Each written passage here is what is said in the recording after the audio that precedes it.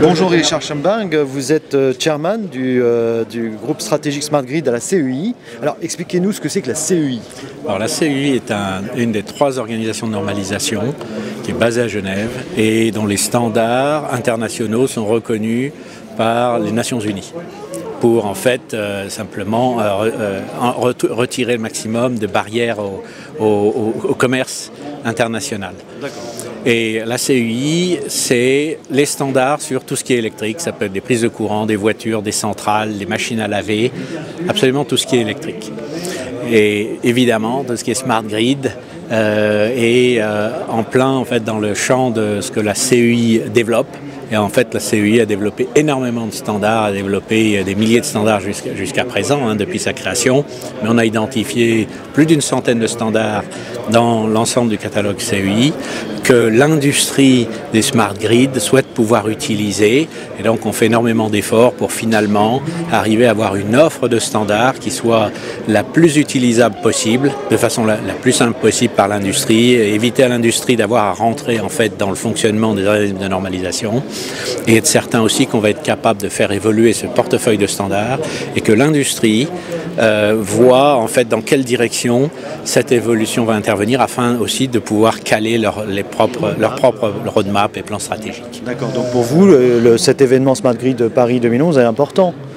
Qu'est-ce que vous venez faire en fait? Alors c'est extrêmement intéressant parce que d'abord je pense que c'est le premier événement Smart Grid qui a lieu en France et de cette nature. Donc on a participé à énormément d'événements Smart Grid à travers le monde où j'ai pu représenter donc la CEI. Mais c'est la première fois que je vois ce type de salon en France. Ce qui est très intéressant, c'est qu'en observant l'organisation de ce salon, simplement à distance, simplement en regardant, en voyant sur le web les différentes étapes de construction, on a vu que ça a mis un certain temps et puis que dans les dernières semaines, en fait, l'ensemble a pris corps pour finalement proposer une conférence d'un niveau extrêmement intéressant parce que je pense que la grande valeur, c'est de montrer la maturité du concept de Smart Grid et de l'écosystème de l'industrie française, voire européenne, sur le Smart Grid. Et ce qui est très intéressant, c'est de voir que peut-être qu'on n'est pas loin de voir émerger une équipe de France du Smart Grid. On voit au travers différentes conférences qui ont été données que les ingrédients sont là, que les challenges ont été identifiés, qu'un certain nombre de briques sont prêtes. Et évidemment, la question, c'est de se dire, bon, mais est-ce que l'équipe de France, elle existe et donc les choses vont effectivement se passer naturellement toutes seules, ou bien est-ce qu'il y a certains acteurs qui peuvent avoir quelques leviers et qu'il conviendrait de pouvoir actionner au plus tôt, ou bien est-ce que tout simplement, en fait, c'est pas quelques acteurs, mais en fait l'ensemble des acteurs ont à se coordonner un minimum et chacun agir sur des leviers pour effectivement concrétiser complètement ce marché. En France, il y a un levier important, c'est EDF quand même. Alors, effectivement, mais EDF, on voit bien que dans tout ce qui est Smart Grid, ce qui est intéressant, c'est la transversalité. Et donc EDF est un acteur qui produit, qui transporte, qui distribue. Il y a aussi une entité indépendante qui fait la commercialisation de l'électricité. Et puis il y a aussi beaucoup d'autres commercialisateurs en compétition. Il y en a 25, 26 en compétition. Et donc, on pourrait se dire, ben voilà, ce qui est important, c'est de regarder ce que ces acteurs pensent. Mais non, en fait, l'acteur le plus important dans tout ça, il est pas là. L'acteur le plus important dans tout ça, c'est d'abord les consommateurs. Bon. Et ce qui est intéressant, c'est de replacer finalement dans un contexte d'ensemble différents types d'acteurs, dont ceux que vous avez cités, et évidemment aussi toute la filière industrielle équipementière, mais aussi toute la filière industrielle sur ICT, donc l'informatique, les télécoms, mais enfin, et surtout, et peut-être même commencer par qu'est-ce que peut voir un consommateur. Et donc, il y a en fait des approches qui permettent de commencer à faire s'asseoir à la même table l'ensemble de ces acteurs, parce que c'est très difficile. Et j'ai vu émerger en fait tout ce concept de Smart Grid sur un autre continent, et j'ai participé à cette émergence depuis fin 2001. Et on voit qu'on peut tourner en rond pendant très longtemps. Donc une des premières choses qui a permis de faire s'asseoir en même temps les acteurs, c'est ce qu'on appelle les use cases. Donc en fait, c'est en fait des petits scénarios, des petites histoires qu'il faut arriver à commencer à consigner, à partager.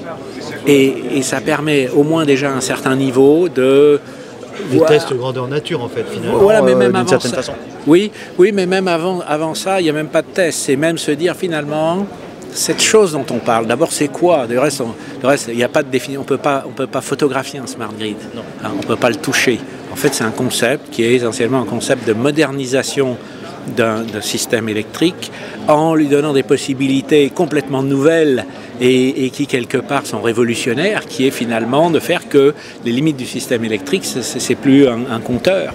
Ça devient même le consommateur au fin fond de différents équipements qu'il peut avoir chez lui, différentes appliances, etc. Donc, ce qui est intéressant, c'est de faire quelque chose qui est rarement fait dans cette industrie, qui est d'abord de ne pas parler de technique. Du tout. À la limite même d'ignorer ce qui existe déjà, ce qui est très difficile à faire, et de se dire, bon d'abord, attendez, au niveau des consommateurs, qu'est-ce qui peut changer? Et s'il y a des choses qui peuvent changer, quelles peuvent être les options? Et discuter de ça. Une fois qu'on a fait ça, c'est là où il faut se dire, oui, mais attention, on a déjà tout ça en place, et puis, en même temps, il y a des choses qui se développent, voilà ce qui serait permis de faire, et c'est là où peuvent être décidées des cibles, et puis des roadmaps pour passer de la situation actuelle à ces cibles. Alors, en parlant de roadmap, vous avez des idées sur les délais maintenant pour commencer à déployer soit en situation réelle, soit des maquettes à grande échelle. On a parlé de Linky là, qui est quelque chose en France qui s'est développé, qui a été installé pour tester justement. Est-ce que vous pouvez aujourd'hui dire dans 1 an, dans 5 ans, on démarre? Est-ce que vous avez une idée déjà aussi sur la façon dont ça peut évoluer? Alors précisément, tout à l'heure je parlais d'équipe de France, du Smart Grid ou de l'écosystème industriel français. Je crois que justement Linky est un excellent exemple parce que c'est un exemple qui a une certaine dimension qui précisément permet de voir grandeur nature l'ensemble des composantes que j'essayais d'un petit peu décrire. Et il faut voir que dans une aventure comme Linky, en fait c'est un projet industriel qui a été remarquablement mené tout simplement parce qu'un certain nombre de choix stratégiques ont été faits au bon moment. Des choix qui sont simples, qui ont été de définir un certain nombre d'étapes pour finalement acheter progressivement des incertitudes. Alors ça peut être en termes simplement du nombre d'équipements qui peuvent être déployés, mais c'est surtout quelque chose qui est une première mondiale, c'est d'organiser un projet qui peut être massivement déployé en ouvrant la porte à suffisamment de fournisseurs différents. Ouais. Parce que c'est trop facile de faire même des grands projets, si vous voulez, en passant un seul contrat avec un seul fournisseur qui ensuite passe des sous-contrats. Donc quelque part, quelque part, on sait organiser ça, bien que ça ne veut pas dire que ce soit simple, mais en fait, faire ça a d'énormes inconvénients.